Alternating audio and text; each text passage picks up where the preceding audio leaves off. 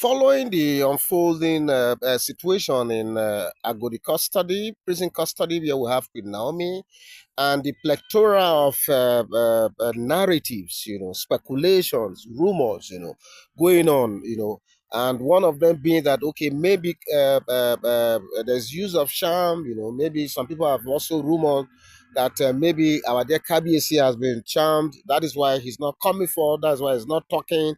That is why he's not helping Queen Naomi. There are so many narratives out there. But with all these myriads of narratives, and speculations, permutations and everything, I'm worried and I'm asking, is the Ooni of Ife a victim of sham, or playing politics? Okay? The mystery surrounding Queen Naomi's freedom, you know, cannot just be resolved overnight. But like I said, is the Ooni of Ife a victim of these sham allegations, or he's playing politics, as a lot of people have alleged? Okay, this is the question we are asking right now. Okay, so the Ooni of Ife, okay, Oba Adeye, yeah, okay, and Nathan Ogunsi, like you all know, I mean, is one of the most revered traditional rulers in Nigeria. I can't. I mean, I've said this in multiple occasions that he is a one-man riot squad when it comes to the uplifting the traditions, the revered traditions of the Yoruba race. He's one man that has elevated it to a global pedestal. Okay, and I'm not, and I mean what I'm saying, and I'm sure a lot of you can understand why I'm saying this. He has always done this, and he continues to do this effortlessly. Yes, give that to him. So he's the custodian of the Yoruba culture and Yoruba spiritual heritage. You already know this. Yet, despite all of this, recent whispers or rumors, have cast shadows on his royal court, claiming that the monarch might be under the influence of mystical forces, or worse still, using subtle political maneuvers as his estranged heartthrob, Queen Naomi, seeks her freedom. Okay, I already said it in the intro that look, it appears that there are a lot of narratives, and one of them, majorly, is the narrative that Ooni of Ife, our dear Kabiyesi, is not speaking enough of this situation. But I keep telling people that look, the Ooni of Ife, our dear Kabiyesi, is the spiritual father of the Yorubas worldwide. The people of Oyo State, those innocent children that cried, are his subjects. Okay, so you don't expect that their KBC will come out and begin to bully everybody to say, yeah, don't follow due process, don't do this because of Queen Naomi. He's not going to do that. So I always tell people that look, let's give this man the benefit of doubt. It's possible he's doing things on the ground, but you don't expect that he's going to carry bell on his head and be ringing bell, even though what we see out there, portrays that nothing is being done. And understandably, that is why you have this rumor swelling all over the place, that enough is not being done by him. Okay. So this still where power, spirituality, tradition intertwine, it has left many Nigerians asking, and many of Queen Naomi fans asking, is the Oni truly a victim of these sham accusations? Or is he playing politics in a bid to maintain control? I don't have answers to all this because I'm just like one of you. When I hear these rumors out there, making the rounds in the social media, I try to, expand on it. I try to, reenact it to you people. That's all I do. So I wouldn't know if he's playing politics or if he's under the influence of sham, according to the accusation out there. Okay, so the thing is, but I want us to look at this thing from a royal, from a different background completely, and let's look at how the love story between these two people, turned sour. I'm going to make it brief. Of course, you guys are already aware that Queen Naomi, was that is that charismatic prophetess, okay, and once very, very adored wife of Ooni of Ife, who captured, the hearts, who captured the nation's heart, that is the hearts of you and I, the heart of Ooni of Ife himself, during her time in the palace. Her departure from the royal household in 2021 sent shockwaves through Yoruba land and beyond. Of course, you already know this.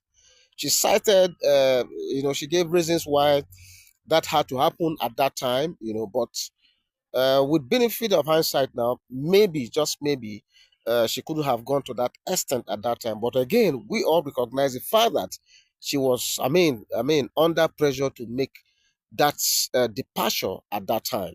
Okay, so her quest to severe ties entirely, has reportedly met with subtle resistance.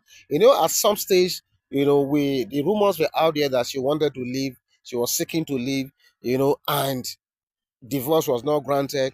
It was difficult. The stories are out there. Yours sincerely did a lot of these stories. It was a battle to completely free herself, to extricate herself from the stronghold of the palace and palace, but it never happened. She never got that support. Okay, but I don't want to go into all that. Okay, so the thing is, these sham allegation, is it a royal dilemma? What is it all about, if I may ask? Okay, so let's look at it from this perspective of Yoruba culture now. Because in Yoruba culture, right, charms and spiritual manipulations are not uncommon in matters of power, relationships, and governance, right? As the spiritual head of Ile-Ife, the Ooni of Ife is deeply embedded in a world where mysticism and tradition coexist with leadership. Of course, everybody knows this. The Yorubas believe so much. These are traditional worshippers. So they believe in mysticism and they believe in a traditional way of life. And the Ooni of Ife being the epitome, being the head, the spiritual head of this Yoruba race, you will expect that a lot of tradition, is going to coexist with the leadership. That is his leadership now. So some people believe that Ooni of Ife could be under influence of powerful shams. Well, I don't know, but that is what the rumor mill is saying. That is in possession of powerful shams, potentially, casting, a lot of individuals within and outside the palace in one way or the other. So this, a lot of people have argued, might explain his hesitance in fully supporting Queen Naomi's quest for independence. I don't know, but the rumors are out there. So could Oni, a custodian of Yoruba spirituality, fall prey to the very forces he's meant to govern? Sometimes I also wonder, when these rumors are being peddled all over the place that is under some spiritual enchantment or whatever, I always wonder that, look, is it possible that this man, with everything, the mysticism, the powers that is in him, is it possible that he can fall prey to all of this? I really wonder at times. But again, who am I? Who am I in the question of things? Who am I really to know all these things? Then the next question I want to ask is, okay, is there a political angle to all of this? A calculated move to all of this ordeal by Queen Naomi? Because a lot of others have argued that Ooni of Ife's action may not be about sham or strategy. Yeah, I've heard this before, that maybe nothing is, nobody's doing anything. Maybe it's a strategy, but whatever strategy it is, I don't know. So as a king, his decisions carry immense weight, affecting not only his household but the broader political and cultural landscape. Supporting Queen Naomi's full emancipation could set a precedent that disrupt traditional norms. Could Oni be using delay tactics to maintain control over the narrative and avoid backlash from the conservative factions in Yoruba society? Honestly, I wouldn't know. But observers also speculate that the ongoing saga could be a diversion, okay? Very, very big diversion, really, from the political or cultural matters that you and I may not know about. By keeping the spotlight on his personal life, the Ooni of Ife might be deflecting attention from larger issues affecting his reign or regional politics. Well, this thing is getting somehow, but the thing is, you see, in the absence of anybody coming out to tell us otherwise, when you hear things like this making the rounds in the social media, you have no choice but to just, reenact them and say them the way it is. Okay. But the thing is, in all the troubles and travails of Queen Naomi, even up till now that she's in a Agodi prison. For me, this lady has, has shown that she's a symbol of freedom and resilience. That is all I can say. Because in this unfolding drama, yes, you heard me well, in this unfolding drama, right? Queen Naomi has emerged as a symbol of modern womanhood, bold, independent, and unyielding. Yes, that's all I can say. In her pursuit of freedom, this is all what she has epitomized all these years. Her struggle resonates with many Nigerian women who face societal pressures, to conform to whatever it is that they need to conform to. So the public sympathy for her plight, that is Queen Naomi right now, has further complicated matters for the Ooni. Honestly, every move he makes or does not make is scrutinized.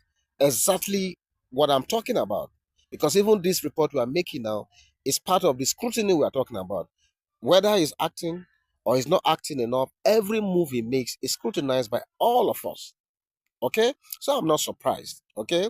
I'm not surprised at all. So who knows? Maybe that is why some are accusing him of using his influence to suppress her autonomy. This is just another narrative. Okay? So, but now, here is the public debate. Is this tradition versus modernity at play? I really don't know. But the thing is, if you look at the story of Ooni of Ife and Queen Naomi, it is something that reflects a broader societal tensions between tradition and modernity. That is what is seen. So while some defend Ooni, that is Ooni of Ife, arguing that his actions align with Yoruba customs, others believe he should adapt to changing times, supporting Queen Naomi's independence fully. But will this happen? I really don't know. Social media platforms have become battlegrounds for these debates. With hashtags like Oni of Ife, Queen Naomi, and Yoruba tradition trending as Nigerians continue to weigh in. Yes, you guys know all this hashtag now. Just because of these intricacies and this, a difficult to understand situation between Oni of Ife and Queen Naomi, we now have so many hashtags. Okay, you know them better than I do. But the unanswered question right now is this: is the Ooni of Ife truly a victim of sham, like people are insinuating out there? I'm asking. Or he's a master strategist playing politics, or maybe simply a man navigating the complexities of love, power, and tradition. Well, as the world watches this royal saga unfold, one thing is clear. As for me, one thing is very, very clear. The Oni's decisions will have lasting implications. Yes, you heard me well. Not just for him and Queen Naomi, but for the perception of leadership, gender roles, and cultural values in modern Nigeria. Okay, so this is all I have to say on this whole thing. The question I asked at the beginning was: is Ooni of Ife, under some influence of sham, or is just playing politics? So, but what do you think? You that is listening, you that have listened to this video up to this point, what do you think? Please share your thoughts, okay? And let this conversation continue. I want to hear from you, okay? I'll be back soon, okay? God bless you. Bye bye.